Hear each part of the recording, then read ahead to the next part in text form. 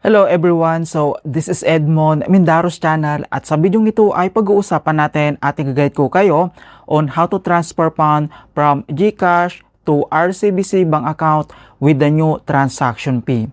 So, sa pag-transfer naman ng fund to RCBC bank account from GCash ay nabago na ang kanyang transaction fee from 15 pesos down to 10 pesos na lang. Kaya i-check natin kung talagang nabago na siya or bumaba na. Kaya kung hindi mo kabisado kung paano yan gawin, then stay tuned ka lang at start na natin. So ang next step ay kailangan mo lang mag-login or i-open mo lang dito ang iyong GCash app and then i-click mo lang. And then once nakapag-login ka na, so dito lang sa ating GCash profile homepage and then kailangan mo lang i-tap dito yung transfer.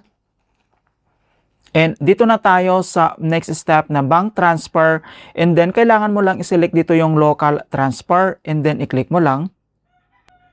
And then dito na tayo sa bank transfer. Okay, so para mas mabilis natin mahanap dito yung RCBC Descartes, so pwede na natin itong i-search dito lang sa kanyang searching address bar dito lang sa gitna. So i-click mo lang and then kailangan mo lang i-type dito yung RCBC. Ayan, and then once na type mo na yan, kailangan mo lang i-tap dito yung searching. Okay, so mag-a-appear naman kaagad dito sa baba na makikita mo dito na RCBC/Descartes and kailangan mo lang itong i-select and then i-click mo lang. And dito na tayo sa another step na bank transfer and then dito ay kailangan lang natin ilagay dito kung magkano yung ita-transfer natin na amount. Okay, so ilagay lang natin dito yung amount. Okay, so once nilagay mo na dito yung amount, dito na tayo sa pag-enter ng receivers ng account name na full name. So dito naman sa pag-enter ng account name, so first name, middle name, and then yung last name. So either capital letters man yan or small letters, pwede po yan basta tama yung details and then fill out lang natin. At once nilagay mo na dito yung receiver na account name, and then dito na tayo sa pag-enter ng account number. So dito naman ay kailangan natin i-enter dito yung ating 16-digit na RCBC savings account number. So kasama po yung 6 na 0 followed by yung another number mga kaibigan. So total 16-digit po yan. And then fill out lang natin.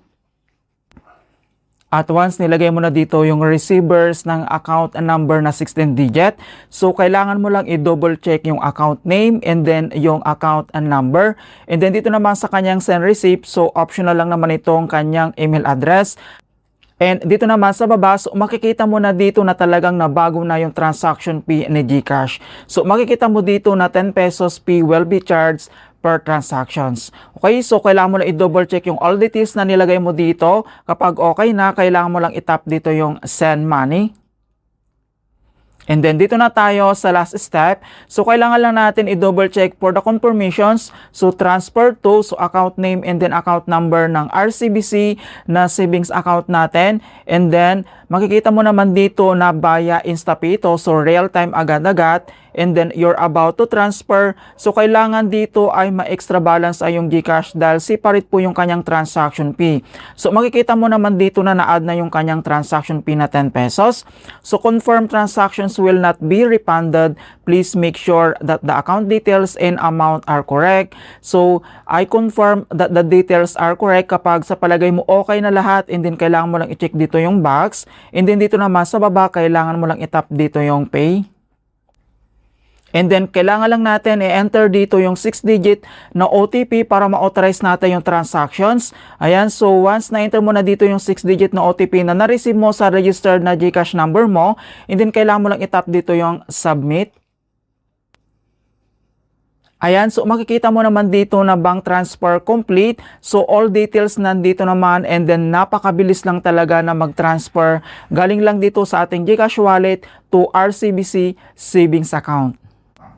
Ayan, so naka-receive na tayo dito ng text message ni RCBC. Okay, so back lang tayo. And then i-open lang natin dito yung ating na-receive na text message ni RCBC. Ayan, so makikita nyo naman na napakabilis talaga mag-transfer. So an inward remittance amounting. Ayan, so makikita mo naman dito yung amount na nilagay natin from account number galing lang dito sa ating GCash. Okay, so napakabilis lang talaga, napaka-easy lang. And then bumaba na yung transaction fee. So from 15 pesos pesos to 10 pesos na lang.